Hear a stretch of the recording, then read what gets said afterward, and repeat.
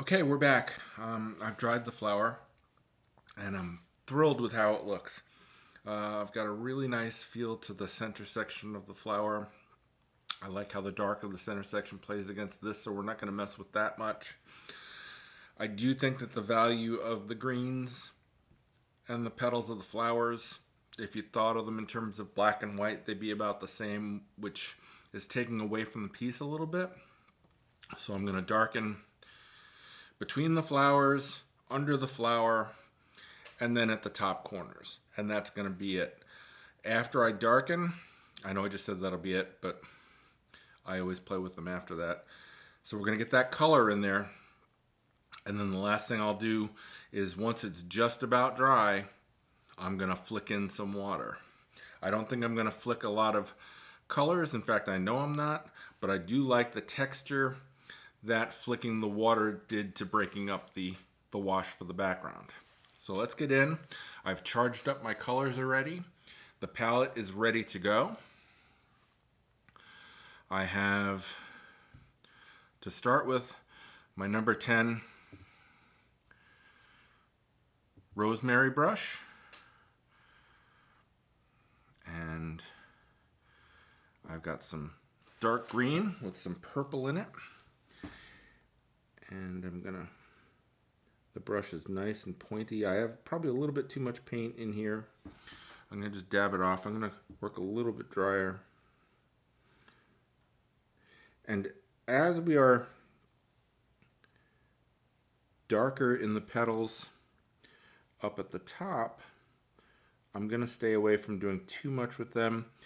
This going back in and doing the background also gives you a chance to tighten up the shape on the petals of the flowers. That dark green now pushes the flower forward, so that's the right call. We're gonna get in there and do the same thing here.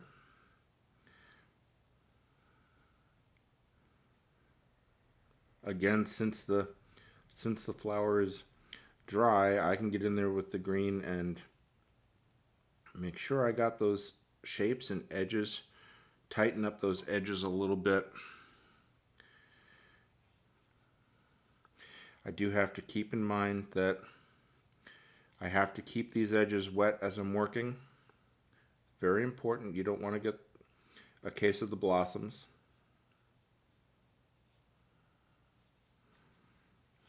But that dark really is really doing exactly what I want it to. And I'm going to throw some orange into my green that we have separating the flowers to give it a little bit of something. You know, why use one color when you can use two? And I'm going to get darker as I get down the page. So I'm introducing a new color that we haven't used much at all. And I'm adding a little Payne's gray added with that dark purple color. And it actually has to be darker than that stem of the flower to give us the right depth and the right positioning of everything. So I have to work a little faster, and I probably need to move up to the bigger brush in order to continue what I'm doing. But I'm refining those shapes of the petals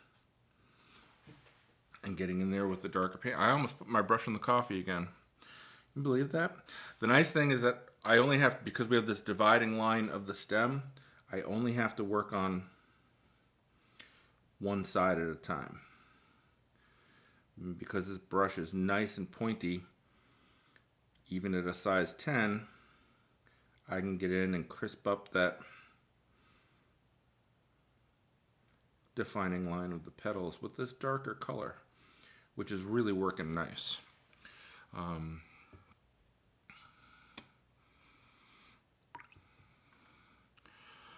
I'm breaking my own rules, which is that I'm mixing up color as I go because I don't mix nearly enough, but we can make that all work. All right, now what I'm going to do is flip this upside down. You can still see it, okay? and I'm going to come in with clean water. I want to get that edge nice and soft.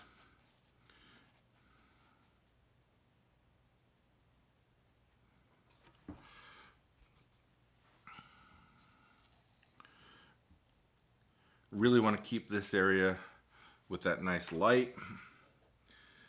So I'm going to just pat this back. And I'm going to do this side, and then we'll come in and do the top, and that should be enough. All right. A little bit more purple, a little bit more green. Okay. We can go really dark in this side,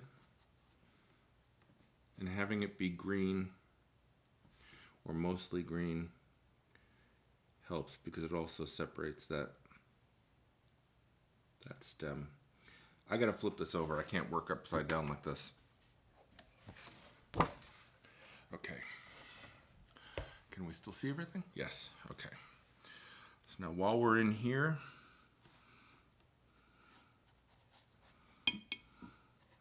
throw in some more of that orange. I gotta get this edge. Don't want this to dry out on me. Get in there between the flowers. Again, I can define the shape so I get to that nice pointiness of the flower. And I really should be working with a bigger brush at this point. What we need to do is just make sure we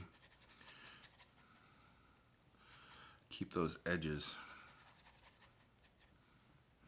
wet. I'm abusing the brush a little bit at this point, but the painting's more important. Okay, now I'm gonna go back to this side, and I probably shouldn't, but I want to get that space in there even darker. And I'll just head off that run at the pass there. Okay.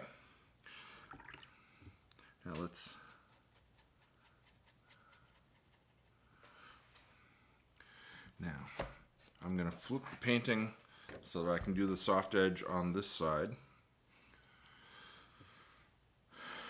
Get in there, drop a little bit more dark so it's got some variety. Plus I want to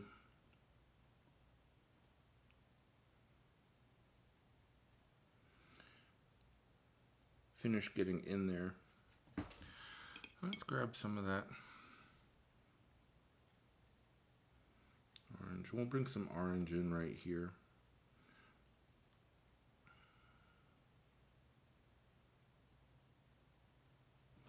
And then back to the darker and the greener. Not that much in my brush. Here, because I don't want to pull the orange up into the orange. I want to have some separation there. Okay, that's perfect. Oh, where'd that spot come from? I must have dropped it. Okay. See? Little paper towel to the rescue. No harm, no foul. Now I'm just going to come in with a wet brush. Just pull this edge there. And while I'm still doing it, even though this is above where I was doing the darkening, having a little dark in between the petals with a softer edge going out. So just pull the damp brush out there. Hit it with your paper towel. Okay. Now I'm going to go to a bigger brush. I'm going to go to the 12, and all I'm going to do is just darken the corners with all the different colors I have going on my palette. Just grab a little bit of this, a little bit of that. Grab some of that pink, reestablish that pink here. Okay. Now soften these edges with clean water. We still want this to be clean water.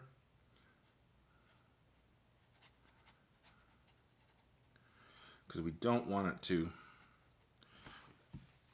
affect the nice glow that we have going on here. So by tamping that down, okay, we have flipped that. We are almost done, folks. We are in the home stretch. Nice big brush, nice dark color. Get right into that corner. Making that vignette really helps push our little flower, the star of our little drama.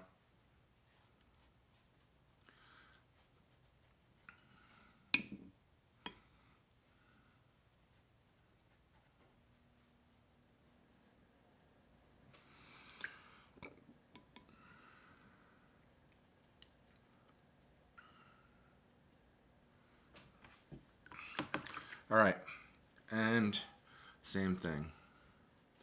Get in there.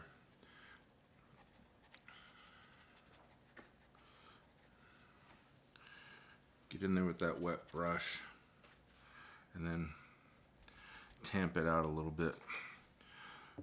Wet brush with clear water and then just knock it out. Now we've kept that warm area and it's light and it's pushing the flower forward. I do want to, I've decided the stem needs to be darker than the background, so I'm just coming in and I'm gonna do broken lines. I'm gonna leave areas where it's not showing all the way. Come back up, right up into that there. Follow the edge of that petal. And I may regret this later, but I'm gonna pull down nice and soft, just a little bit of a stem on that flower, just so you know that there was a flower going on there. And I'll just tamp it out a little bit. Now it ran over into our flower. That's okay. Just hit it with the brush. All right, this is looking really, really good. I'm super, super happy with it. It is time to, I am super, super happy with it, but I am going to do something more. Gonna darken up that corner even a little bit more. It's still wet up in there, so I don't have to worry too much about easing it down. Do the same thing in this corner. Come and help make some of a shape around those petals and then pull it down. And then hit it with a wet brush so that it runs and flows. And then the key is it's okay to bring it into that light area, because I'm just gonna tamp it out with a damp paper towel. All right, can you feel it? We are so close to done. This is just about finished. And I really couldn't be happier with it. I am gonna skip the water drops. I just don't think they're that important. So what am I gonna do? Those areas that are still wet, time to flick some water at them.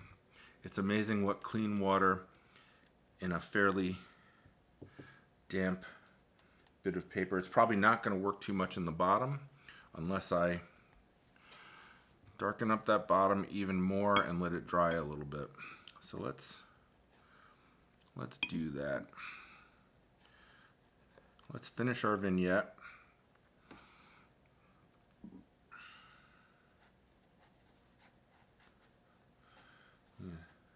See how imperfect I'm being, and unworried and casual, all those great things that make for a great painting.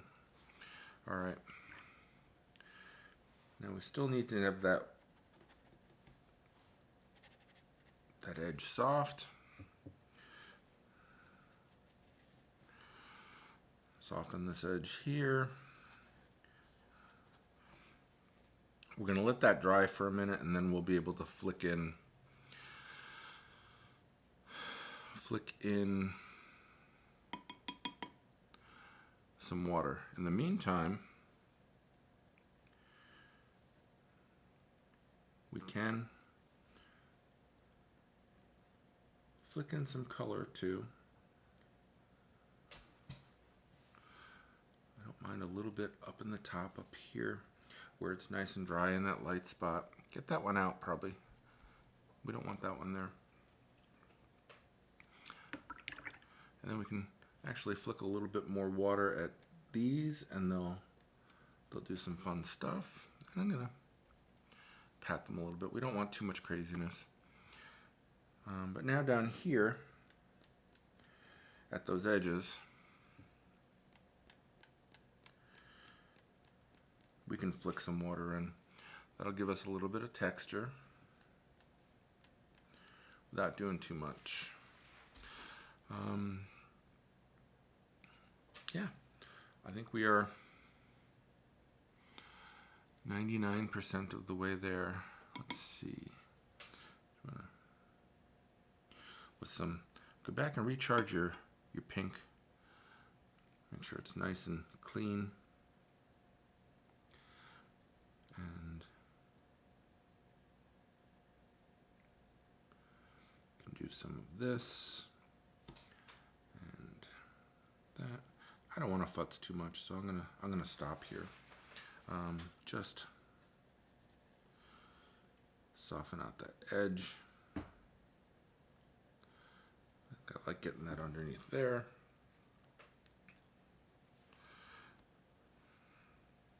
This is probably still too wet to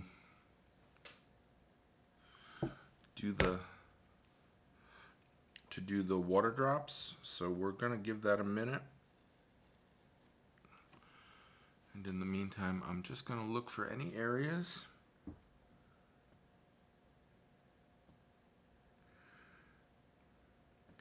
where I can help define the flowers.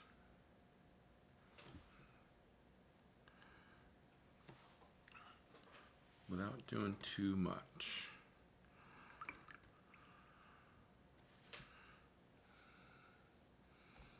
I can also pat at this dark area while I'm waiting for it. Now let's hit it with some water. Yeah. We're getting that raindroppy texture.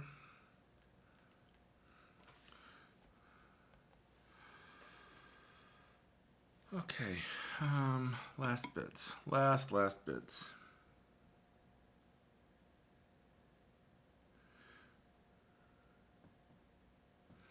It's okay if we lose that stem in the darkness because it is definitely shadowed in there. So that's okay.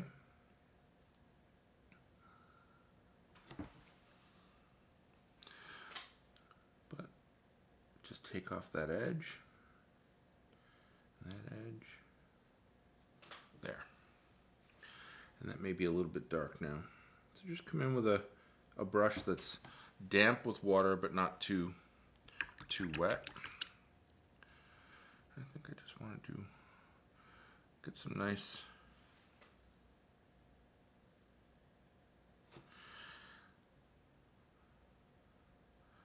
I'm going to mix a little orange and a little yellow and just help this along just a little bit. You know what it needs? I'll tell you exactly what it needs. We'll add a little bit of white gouache, just a touch of it onto the brush to opaque that orange. Because now we can come in and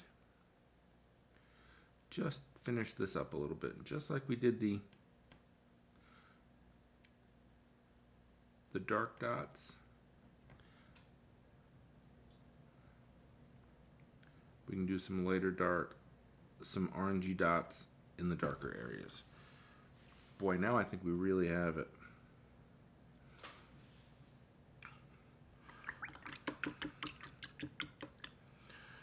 All right.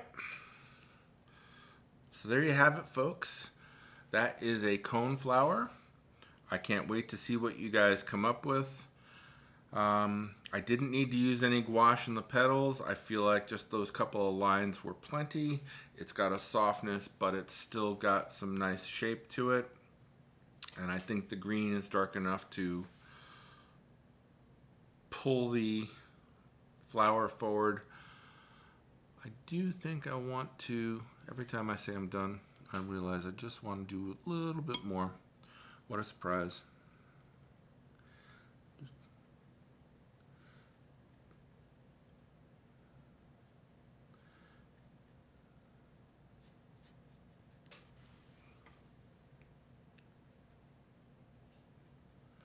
There. Okay. I'm calling it done. I will see you guys in class on January the 11th.